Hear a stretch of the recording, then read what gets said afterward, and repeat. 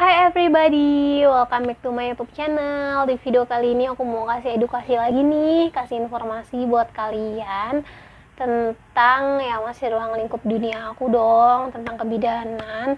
Dan intermezzo aja, kalau di kemarin aku emang sempet bikin video kan, kalau aku tuh kayak kerja banting setir dari jurusan, dan ada yang nanya tuh, tapi udah aku jawab ya. Ada yang nanya, katanya, Kak, sekarang kakak masih kerja di rumah sakit atau masih di luar jalur? Just information buat yang kepo. Kalau yang nggak kepo boleh skip aja.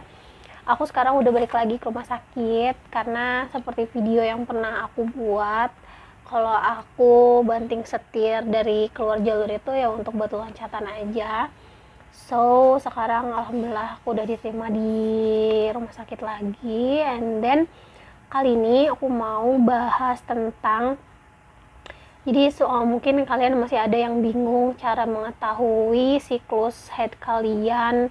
Jadi aku pernah kasih tahu ya, siklus haid yang normal itu 21 sampai 35 hari.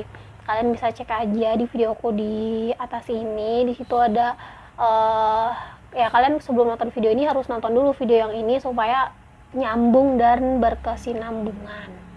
Tapi sebelumnya aku mau minta support dari kalian. Jangan lupa bantu subscribe YouTube channel aku, karena subscribe itu gratis. Dan mudah-mudahan kalau video ini mungkin enggak kalian butuhin di next video, atau kalian mau request video, bisa banget Kak buatin dong video tentang ini, atau aku butuh informasi tentang ini.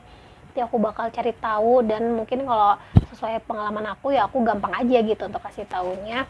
Jangan lupa juga untuk share dan like video aku. Jadi teman-teman, siklus haid yang normal itu adalah 21 sampai 35 hari, tapi yang sering terjadi adalah di 28 hari sekali.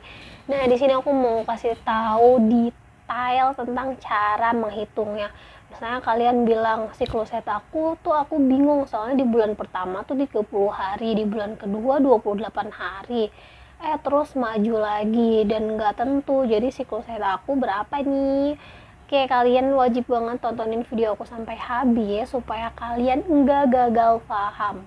Yang lagi ada di depan kalender boleh sambil lihat dan cek kalender kalian. Jadi cara menghitungnya gini. Dihitung dari hari pertama kalian haid sampai nanti bulan depan haid lagi. Contoh, kita ambil contoh ya. Misalnya si A haid itu tanggal 1 bulan Januari. Tanggal 1 bulan Januari. Nah, nanti dia haid ternyata di bulan Januari itu haid lagi ternyata tanggal 29 atau 30. Nah, berarti kalian tinggal hitung aja. Kan suka ada yang bilang nih, berarti aku dalam sebulan haid 2 kali dong, nggak normal dong, nggak gitu. Jadi dihitungnya gini, dari tanggal 1 dia haid di tanggal 29. Kita hitung ya. 1, 2, 3, 4, 5, 6, 7, 8, 9, 10, 11, 12, 13, 14, 15, 16, 17, 18, 19, 20, 21, 22, 23, 24, 25, 26, 27, 28, 29. Berarti dari haid pertama ke haid selanjutnya lagi dia itu 29 hari. Jadi dia siklusnya 29 hari. Tapi kalau bulan depannya ternyata siklus mundur jadi 28 atau jadi 30, gimana Kak? Oke, jadi hormon kita ini sebenarnya nggak bisa ditebak ya, nggak selalu teratur karena banyak banget faktor-faktor yang mempengaruhi. Kalau case-nya seperti itu, kalian bisa cari tahu di, misalnya kalian catat nih, dibulatin aja terus tiap tanggal hari pertama haid. Nah, kalau dalam 3 bulan berturut-turut, misalnya siklusnya 29, berarti itu siklus kalian. Tapi kalau misalnya dalam 5 bulan kalian udah nandain siklusnya 29, 28, 30, 30, 30, berarti sebenarnya siklus kalian itu 30 hari gitu. Nah, jadi menurut aku kayak harusnya kalian udah paham ya, gampang banget kan. Nah, next di sini aku mau kasih tahu juga tentang cara menghitung haid yang nggak teratur kayak gimana. Kalau misalnya kalian ngerasa gini, oke, skip dulu tentang mengetahui masa subur. Kalau misalnya dalam 5 bulan berturut-turut kalian ngerasa aku kadang haid sebulan 2 kali, kadang 2 bulan nggak haid, itu kalian catat di 6 bulan. Nah, nanti kalian bagi rata-ratanya. Misal ya, bulan pertama 25 hari doang, bulan kedua 30 hari, bulan kelima 35. Nah, itu dijumlah dan dibagi 6 bulan. Nah, itu kalian nanti dapetin jumlah rata-rata dari siklus haidnya. Jadi kadang kalau tapi kalian kalau misalnya ditanya nggak teratur gitu ya, haidnya nggak teratur. Kalau kalian misalnya mau promil, itu dokter udah langsung bisa sih nebak masa subur kalian, asalkan setelah di USG itu kalian tuh nggak ada gangguan apa-apa, kayak cuma gangguan hormon aja.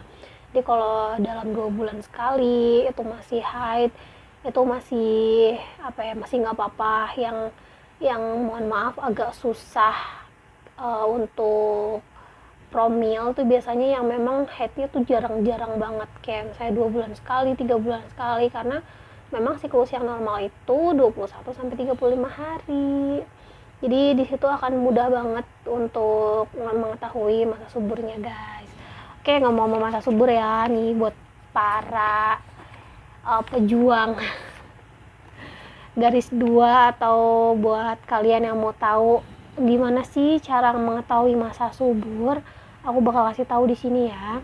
Teman-teman, kalender wanita itu dimulai dari dia hari pertama haid. Nah,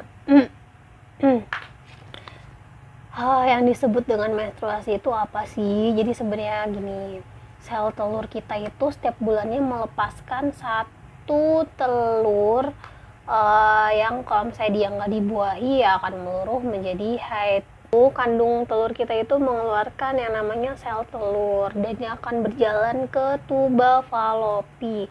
Nah, yang disebut dengan masa subur itu ketika si sel telur itu ada di antara tuba falopi ini. Nah, kalau misalnya dia nyampai ke dinding rahim, jadi tuh dengan berjalannya tanggal bulan kita ya, siklus haid itu si dinding rahim itu lama-lama tebal dipengaruhi oleh hormon-hormon. Nah, kalau misalnya si telur tadi di tuba falopi terus jalan sampai ke dinding rahim tapi nggak ada pembuahan, nah itu dia akan meluruh, itu yang disebut dengan haid. Ya, makanya kenapa kalau kita haid itu kayak ada keluhan dismenor atau nyeri banget gitu ya di rahim, ya karena itu rahim kita tuh kayak lagi meluruhkan dinding-dindingnya, makanya kenapa juga berdarah. Nah, terus yang disebut masa subur ya itu saat sel telur itu ada di saluran tuba falopi tadi. Tapi suka ada tuh yang namanya kehamilan ektopik. Ya iya, berarti dia pembuahannya terlalu cepat dan jadi ketemunya tuh sebelum nyampe ke tuba. Jadi dia tuh nempelnya malah pas di tuba, itu yang akan mengakibatkan namanya kehamilan ektopik terganggu, yang biasanya itu akan menyebabkan nyeri hebat karena pertumbuhannya bukan di situ. Si tuba itu cuma saluran kecil banget loh. Kalau misalnya ditumbuhi bayi ya pastinya nggak bisa gitu, nggak muat.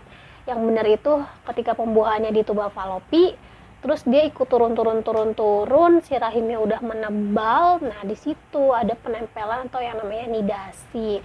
Gampang banget teman-teman kalau kalian mau tahu atau mengetahui masa subur, apalagi buat wanita ya. Ciri yang pertama itu ketika kalian keputihan. Jadi ada keputihan itu kan ada jenis-jenisnya. Ada yang namanya keputihan, ada yang keputihan tanda kesuburan. Aku bakal lampirin gambarnya ya di sini. Nah, terus kalau misalnya kalian cebok terus ada yang keputihan tapi warnanya bening ya. Ini warnanya bening. Udah itu kayak ingus, yang kayak kental gitu kayak ingus.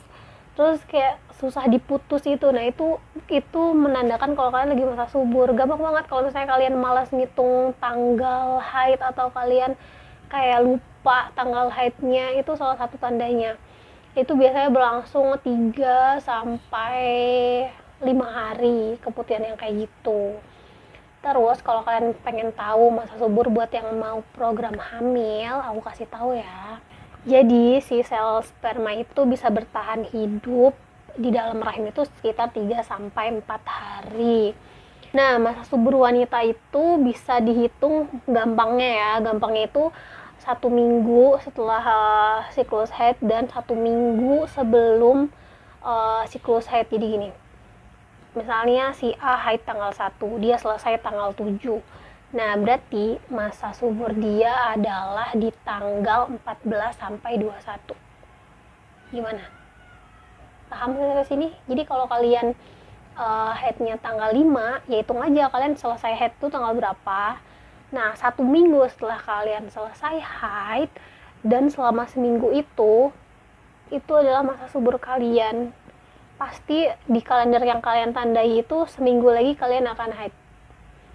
Itu cara gampangnya ya. Jadi kalau ngikutin rumus memang sebenarnya agak ribet, tapi ini aku kasih tahu cara mudahnya.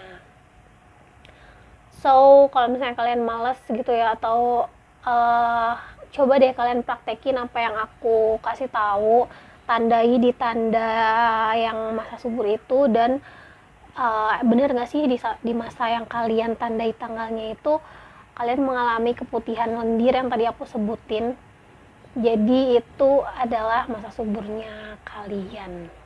Tapi aku saranin untuk yang mau promil, kalau misalnya kalian udah usaha gitu ya, udah ngitung kalender, udah coba ini itu, coba kalian untuk perempuan di USG, siapa tahu mungkin ada sesuatu di rahim kalian. Atau untuk yang laki-laki juga bisa cek lab untuk kayak kualitas spermanya. Kadang ada yang jadi tuh ya, ada yang sehat ada yang enggak, tergantung pola hidup si orangnya gitu. Gimana sampai sini? Mungkin video aku bisa membantu. Pesan dari aku adalah wanita itu siklus haid, dan enggak wanita aja sih, laki-laki juga hormon itu dipengaruhi oleh beberapa faktor, dan banyak banget faktornya seperti stres ini itu. Jadi kayak aku mau edukasi aja nih untuk kalian, kalau misalnya haid yang nggak teratur atau gimana itu nggak usah panik. Kalian yang penting jaga pola hidup sehat. Dan untuk wanita jangan lupa selalu jaga kebersihan misfi dengan cara selalu menjaga kekeringannya gitu ya, jangan lembab, karena kalau lembab kuman tuh seneng banget diem di sana. Dan gak usah pakai produk pembersih kewanitaan ya, karena itu akan mengubah pH yang ada dan malah bikin bahaya lah ya. Next video aku bakal bikin ya kandungan yang ada di kebanyakan yang kandungan yang ada di pembersih kewanitaan, bahayanya apa dan pengaruh untuk kita ke depannya apa. Oke, mungkin cukup sekian video dari aku kali ini. Kayak aku sekarang tuh kalau bikin video ya singkat-singkat aja, jadi yang penting kalian paham gitu, daripada aku terlalu teoritis ternyata nggak dipahami gitu ya. Dan kalau kalian mau dibuatin video apa, boleh komen aja video aku di bawah ini. Insya Allah aku bakal buatin videonya. Dan jangan lupa dukung terus YouTube channel aku supaya YouTube channel aku ini makin berkembang. Thank you buat 1000 subscribers pertama aku. Semoga dengan 1000 subscribers ini aku makin rajin buat video, aku makin semangat untuk ngejar monetisasi. Dan see you di next video, bye.